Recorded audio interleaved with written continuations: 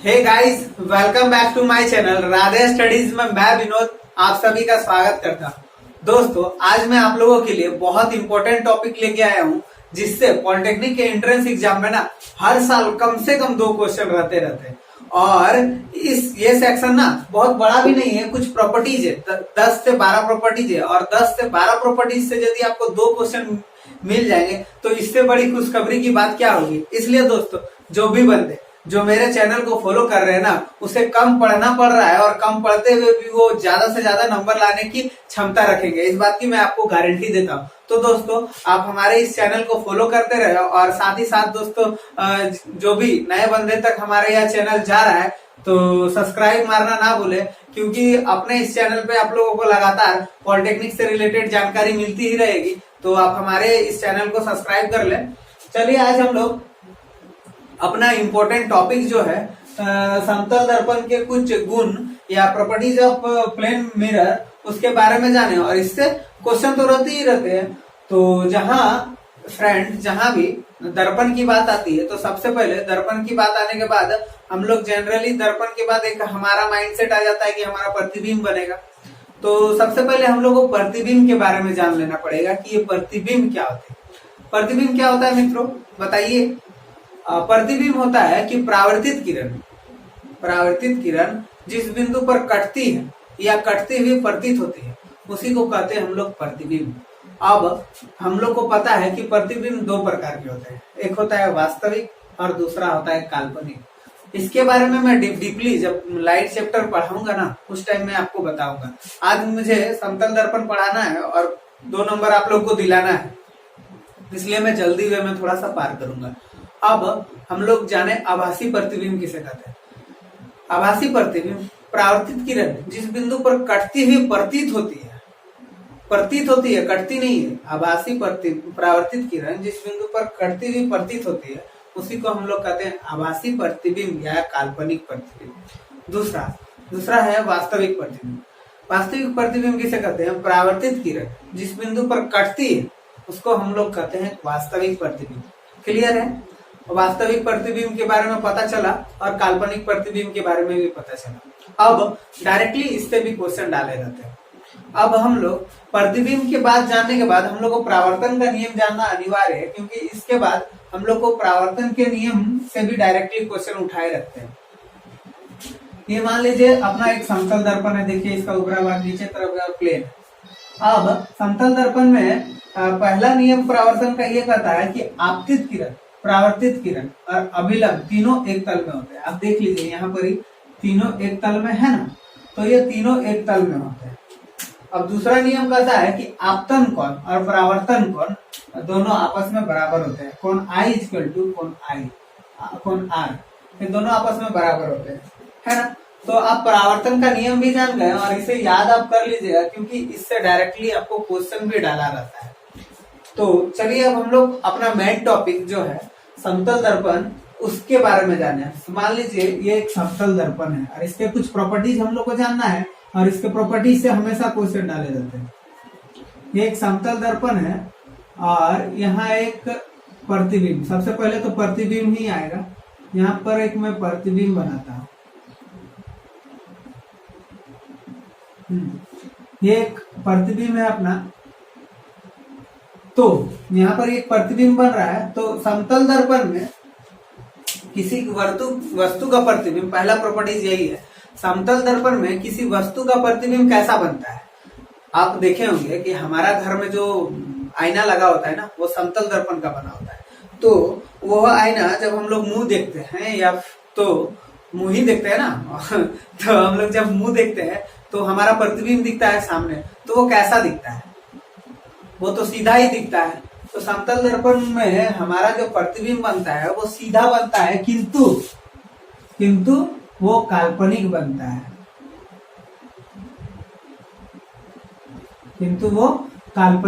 है ना।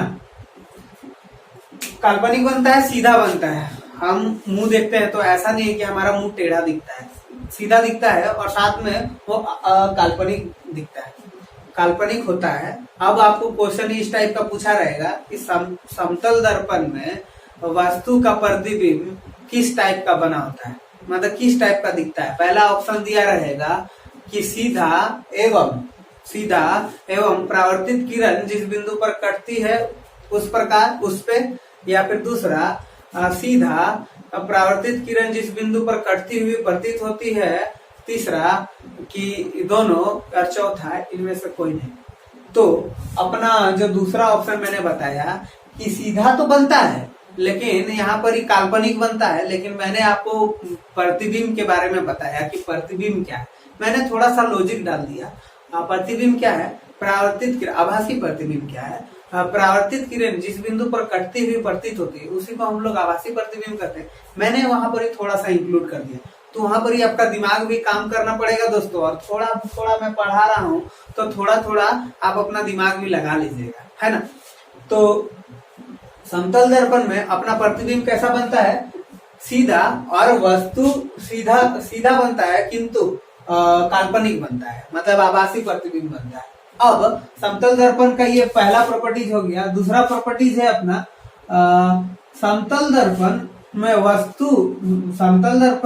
वस्तु की दूरी और प्रतिबिंब की दूरी बराबर होती है। मतलब मैं यदि अपने घर के दर्पण से 25 मीटर की दूरी से अपना मुंह देख रहा हूँ ना, तो मेरा प्रतिबिंब भी 25 मीटर दूरी सीधा काल्पनिक बनेगा। मतलब यहाँ मेरा मान लीजिए 25 मीटर है ना, तो यहाँ से हम 25 मीटर में समतल दर्पण पे अपना मुंह देख रहे हैं, तो मेरा प्रतिबिंब भी 25 मीटर की दूरी पे ही बनेगा।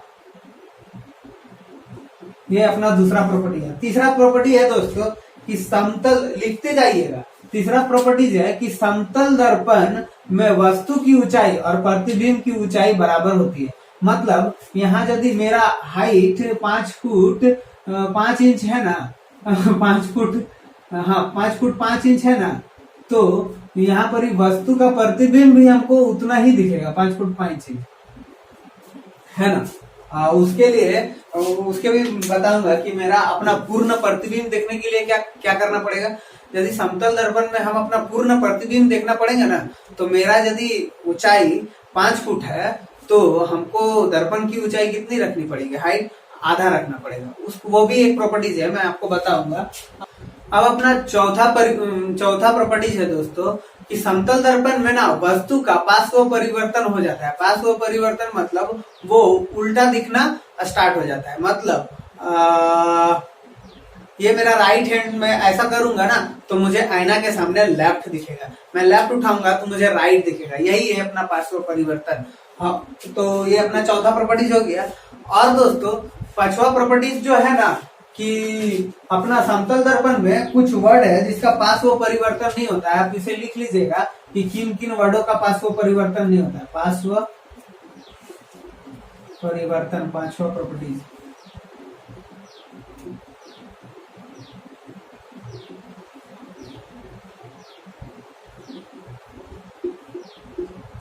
अक्षरों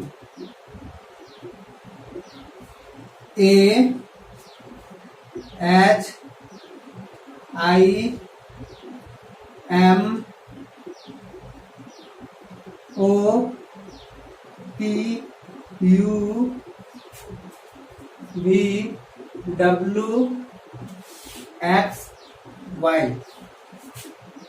दोस्तों ये जो कुछ अक्षर है ना, AHIMOPUVWXY, ये अक्षर का ना दोस्तों पार्श्व परिवर्तन नहीं होता। मतलब ये अक्षर आपको उल्टे नहीं दिखेंगे, जिस टाइप के हैं इसी टाइप का दिखेंगे। इसलिए ना दोस्तों इन अक्षरों से मिलकर ही एम्बुलेंस बनाया जाता है। एम्बुलेंस का देखे ही होंगे कि एम्बुलेंस में हम लोग इन्हीं अक्षरों को मिलाकर एम्बुलेंस लिखा हुआ रहता है। उसका कारण भी यही है ना कि इन अक्षरों का पार्श्व परिवर्तन नहीं होता है। दूसरे तरफ से कोई व्यक्ति देखते हैं तो उन्हें एम्बुलेंस दिख जाता है और वो जल्दी साइड मिरर से ही देखते हैं तो उन्हें एम्बुलेंस दिख जाता है, इस वजह से वो उन्हें जल्दी पास दे देते हैं। अब अगला अपना प्रॉपर्टीज है किसी वस्तु का पूर्ण प्रतिबिंब देखने के लिए। मैंने आपको थोड़ा देर पहले बताया कि समतल दर्पण में किसी वस्तु का पूर्ण प्रतिबिंब देखने के लिए हमें वस्तु से दर्पण की ऊंचाई आधी रखनी पड़ती है। अर्थात यदि मेरा ऊंचाई, मैंने आपको बताया कि मेरा ऊंचाई 6 फुट है, तो मुझे दर्पण की ऊंचाई कितनी रखनी पड़ेगी? 3, मतलब आधा करना पड़ेगा। अब दोस्तों अपना 7वां प्रॉपर्टीज हम लोग जान ले। 7वां प्रॉपर्टीज है कि किसी समतल दर्पण की ओर v वेग से गतिशील व्यक्ति अपने प्रतिबिंब को 2v वेग से गतिशील पाती है। अर्थात यदि दोस्तों मैं समतल दर्पण की ओर 10 किलोमीटर प्रति घंटा की स्पीड से दौड़ रहा हूँ ना, तो मैं अपने प्रतिबिंब को 20 किलोमीटर प्रति घंटा की स्पीड से देख पाऊंगा। समझ में आया? क्लियर है? अब अगला प्रॉपर्टीज है अपना 8वां प्रॉपर्टीज, जिसको दोस्तों हम लोग कहते हैं यदि दोस्तों समतल दर्पण को थीटा कोण से मोड़ दिया जाए और आपतित किरण स्थिर रखे, मतलब आपतित किरण भी थीटा ही रखे, तो हमारा परावर्तित किरण कितना हो जाएगा? वो भी अपना थीटा ही होगा। समझ में आया दोस्तों? चलिए दोस्तों, थोड़ा सा मैं वीडियो पॉज किया था क्योंकि दोस्तों मुझे ये वाला प्रॉपर्टीज लिखना था, क्योंकि आपको ये बिना लिखे मैं आपको उतना अच्छा से समझा नहीं पाता, क्योंकि आप भी समझ नहीं पाते और आपका बाउंस हो जाता है। ये प्रॉपर्टीज है अपना दोस्तों कि दो समतल दर्पण को यदि थीटा कोण पर रखा जाए, आप लिखते जाइएगा, यदि दो समतल दर्पण को थीटा कोण पर रखा जाए तो उसके बीच वस्तु की प्रतिबिंब की संख्या होगी। तो दोस्तों उसके बीच वस्तु की प्रतिबिंब की संख्या निकालने के लिए हम लोग के पास 2 नियम है, और 2 नियम का हम लोग का यहाँ अप्लाई करना पड़ेगा, और मैं इसको आपको बढ़िया ढंग से समझाऊंगा। पहला नियम है, यदि 360 बाई थीटा विषम संख्या हो तो प्रतिबिंब की संख्या 360 बाई थीटा ही होगा। अर्थात मेरा कहने का मकसद ये है कि यदि आपको क्वेश्चन डाला रहे कि दो समतल दर्पण के बीच थीटा कोण, दो समतल दर्पण के बीच कोई वस्तु को 36 डिग्री के कोण पर रखा गया है, तो उसके तो उनका प्रतिबिंब कितना बनेगा? क्वेश्चन अपना इस तरह का समझिए, दो समतल दर्पण के बीच कोई वस्तु को 36 डिग्री के कोण पर मैंने रखा है, तो उसका प्रतिबिंब कितना बनेगा? यानी यहाँ पर देखिए, अब यहीं से मैं आपको समझाऊंगा ये दोनों ऑप्शन कि मैंने उसको 36 डिग्री के कोण पे रखा, 360 है और यहाँ थीटा अपना है 36 डिग्री। काटेंगे तो ये अपना 10 निकल गया, तो ये अपना सम संख्या है। 10 हम लोग को पता है ना, ये सम संख्या है, तो यहाँ पर ये आता है, यहाँ पर ये ऑप्शन आ रहा है कि 36 डिग्री को हम लोग यहाँ 10 से काटे तो ये सम संख्या आ रहा है, तो प्रतिबिंब अपना कितना बनेगा? 360 बाई थीटा माइनस 1, यानी यहाँ पर जो 10 है ना, 360 बाई 36 माइनस 1, यहाँ पर ये आप काटेंगे 10, यही आपका आंसर हो जाएगा। समझ में आया दोस्तों? अब बहुत इंपॉर्टेंट है, इससे आपको एक क्वेश्चन तो अनिवार्य रहेंगे, बाकी अलग जो 10-11 प्रॉपर्टीज है उससे भी एक क्वेश्चन डाले रहेंगे। चलिए ये कंप्लीट हुआ। अब दोस्तों अपना अगला प्रॉपर्टीज की ओर बढ़े। अगला प्रॉपर्टीज है कि दो समांतर समतल दर्पण के बीच कोई वस्तु को रखेंगे तो उसका प्रतिबिंब कितना बनेगा? दोस्तों ये भी बहुत इंपॉर्टेंट है, और यदि दो समांतर समतल दर्पण के बीच कोई वस्तु को रखेंगे ना, तो उसका हमें अनंत प्रतिबिंब बनेगा। यानी आपको ये क्वेश्चन डाला रहेगा कि दो समांतर समतल दर्पण है, उसके बीच कोई वस्तु को हम लोग रख देते हैं, तो उसका प्रतिबिंब हमें कितना बनेगा? अनंत बनेगा। आपको इसे कंफ्यूज नहीं कीजिएगा, क्योंकि बहुत सारे कंफ्यूजन क्रिएट होते हैं इसके बाद। अगला है अपना समतल दर्पण का आवर्धन। समतल दर्पण का आवर्धन कितना होता है? आवर्धन मतलब आप समझ रहे हैं ना दोस्तों, वस्तु समतल दर्पण का आवर्धन जो होता है ना, वो +1 होता है। कारण है m = +1 होता है समतल दर्पण का आवर्धन। आवर्धन दोस्तों जब मैं डायोप्टर वगैरह पढ़ाऊंगा ना, तब उसमें समझाऊंगा। और आवर्धन यहाँ पर ये है कि समतल दर्पण में वस्तु की ऊंचाई, यहाँ पर 1 कैसे होता है मैं समझा दे रहा हूँ। समतल दर्पण में वस्तु की ऊंचाई और प्रतिबिंब की ऊंचाई बराबर होती है, इसीलिए ये रेशियो है और इसका कोई यूनिट नहीं होता है, यही होगा। तो यहाँ पर देखिए समतल दर्पण जो है, यहाँ पर वस्तु की ऊंचाई और प्रतिबिंब की ऊंचाई बराबर होती है। इसको आप काटिएगा, जितना भी दिया रहेगा यहाँ, तो आवर्धन अपना आवर्धन क्षमता जो है उतना 1 ही आएगा, +1 ही आएगा। अब अगला है नेक्स्ट इसका प्रॉपर्टीज। अगला प्रॉपर्टीज है कि समतल दर्पण में भी वक्रता त्रिज्या होती है और फोकस दूरी भी होती है। तो समतल दर्पण में उसकी वक्रता त्रिज्या और फोकस दूरी कहाँ होती है? तो आपको क्वेश्चन डाला रहेगा, तो मैं आपको डायरेक्टली बता रहा हूँ, इससे ही आपको क्वेश्चन यदि डाले रहे ना, समतल दर्पण में वक्रता त्रिज्या और फोकस दूरी दोनों ही अनंत पर होते हैं।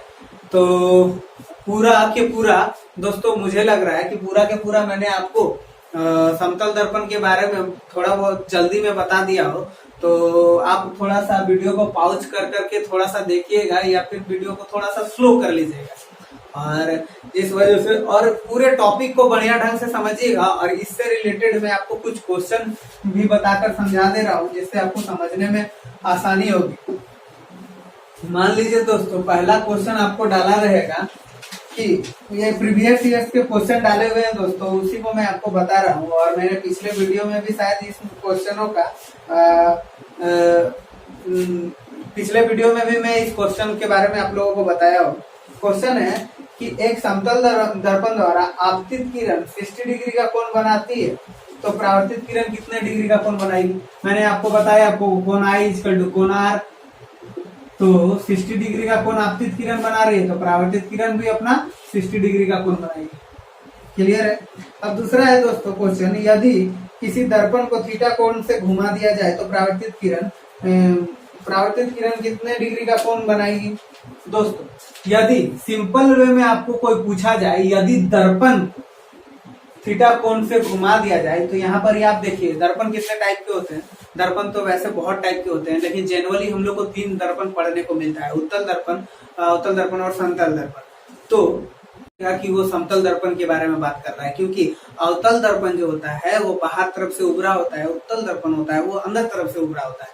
तो जनरली आपको यदि सिर्फ दर्पण पूछा रहे तो आपको कंफ्यूज करने के लिए ही क्वेश्चन सेटर इस तरह का क्वेश्चन डालते हैं, तो आप उसे समतल दर्पण ही समझिएगा। तो मैंने आपको समतल दर्पण का प्रॉपर्टीज बताया कि समतल दर्पण में यदि कोई वस्तु को थीटा कोण से घुमा दिया जाए तो उसका परावर्तित किरण कितने कोण से घूम जाता है, 2 थीटा कोण से घूम जाता है। तो इसका जो समतल दर्पण में थीटा कोण से घुमाते हैं तो उसका परावर्तित किरण कितना कोण से घूम जाता है, 2 थीटा कोण से बन जाता है। दूसरा, ये पहला क्वेश्चन है, ये दूसरा क्वेश्चन। अब तीसरा क्वेश्चन अपना है, ये दोस्तों अपने हम लोग प्रीवियस ईयर्स के क्वेश्चन भी मैं आपको बता रहा हूँ, वही क्वेश्चन जो दिए हुए हैं ना एग्जाम में पहले ही समतल दर्पण से, उसी के बारे में मैं आपको बता रहा हूँ कि यदि कोई क्वेश्चन दिया हुआ है, यदि 3 मीटर लंबे व्यक्ति को अपना पूर्ण प्रतिबिंब देखने के लिए आवश्यक दर्पण की आवश्यकता होगी। 3 मीटर लंबे व्यक्ति को अपना पूर्ण प्रतिबिंब देखने के लिए कितने लंबे दर्पण की आवश्यकता होगी। मैंने आपको प्रॉपर्टी से बता रहा था कि मेरी ऊंचाई यदि 5 फुट है तो हमें अपना पूर्ण प्रतिबिंब देखने के लिए कितना दर्पण की ऊंचाई रखनी पड़ेगी, 2.5 फुट। तो यहाँ पर ही देखिए दोस्तों मीटर दिया हुआ है, 3 मीटर दिया हुआ है, तो इसका हम लोग आधा करेंगे 1.5 मीटर। समझ में आया दोस्तों। अगला है, जब वस्तु को 2 समांतर समतल दर्पण के बीच रखे हैं तो उसका प्रतिबिंब कितना बनेगा। मैंने आपको लास्ट मेरा प्रॉपर्टी जो था, लास्ट नहीं सेकंड लास्ट प्रॉपर्टी था, उसमें बताया कि 2 समांतर समतल दर्पण के बीच यदि कोई वस्तु को रखेंगे ना तो उसका जो प्रतिबिंब बनेगा वो अनंत बनेगा, जिसको हम लोग गिन नहीं सकते। अगला क्वेश्चन है अपना, 2 समतल दर्पण को एक दूसरे से 60 डिग्री के कोण में रखा गया है। तो क्वेश्चन है दोस्तों, 2 समतल दर्पण को एक दूसरे से 60 डिग्री के कोण पर इंक्लाइंड है रखा गया है, तो उसके बीच वस्तु पर कितने प्रतिबिंब बनेंगे। यहाँ दोस्तों देखिए सेम नियम है, यहाँ पर ये आपको 60 थीटा है, तो यहाँ पर ये 60 डिग्री पे रखा हुआ है, तो 360/60 काटेंगे तो अपना कितना आएगा, 6 आएगा। तो ये देखिए सम आ रहा है ना, तो मैंने बताया कि यदि सम कटने के बाद सम संख्या हो रही है तो उसमें आप 1 घटा दीजिएगा तो ये अपना प्रतिबिंब की संख्या निकल जाएगी। समझ में आया। उम्मीद है दोस्तों समतल दर्पण आप लोगों को बढ़िया ढंग से समझ में आया हो, और यदि मैंने कुछ जल्दीबाजी की हो तो आप थोड़ा सा मुझे भी कोऑपरेट कीजिएगा और वीडियो को थोड़ा बहुत रोक के बढ़िया ढंग से समझ लीजिएगा और लिख लीजिएगा और इसका एक नोट बना लीजिएगा, क्योंकि ये जो सेक्शन है अपना बहुत इंपॉर्टेंट सेक्शन है। तो जो भी बंधुओं को अपना यह वीडियो अच्छा लगा हो ना तो 1 लाइक बनता है दोस्तों। आप लोग लाइक मारने में कंजूसी कर रहे हैं, क्योंकि मेरा सब्सक्राइबर तो गेन हो रहा है पर व्यूअर भी बढ़ रहा है पर लाइक नहीं बढ़ रहा है, इसलिए लाइक मारना ना भूले दोस्तों, क्योंकि आपका वो जो लाइक मिलेगा ना वो मेरे को मोटिवेट करेगा ऐसा नहीं है कि आपके उस लाइक से मेरे को बहुत ज्यादा कुछ मोनेटाइजेशन वगैरह में फायदा हो जाएगा, वैसा कुछ नहीं है। मेरे को मोटिवेट करेगा और मैं आपको बढ़िया ढंग से पढ़ाने की कोशिश करूंगा। और साथ ही साथ बहुत सारे बंधु जो ऐसे हैं जो मुझे रिकमेंड करना चाहते हैं कि आप थोड़ा ऐसा पढ़ाइए वैसा पढ़ाइए, मतलब कुछ भी प्रॉब्लम हो रही हो या कुछ जानने की आवश्यकता हो तो आप हमें कमेंट कर सकते हैं। और एटलीस्ट आप लोग से एक रिक्वेस्ट है हमारा, भाई थोड़ा सा वीडियो को शेयर कर दो यार। शेयर करने में आप लोगों को क्या पड़ रही है, शेयर करके कहीं तक पहुंचा दो। शायद मेरा वीडियो का वेट कोई हमारे ही ग्रामीण क्षेत्र के कोई बंधु कर रहे होंगे, तो शेयर करना ना भूलें। और साथ ही साथ दोस्तों, नए बंधु तो पहुंच रही है तो अपने इस भाई को सपोर्ट करें। और आपका इस सपोर्ट से शायद मेरा जो ड्रीम है वो पूरा हो जाए। आज के लिए दोस्तों, जय श्री राम।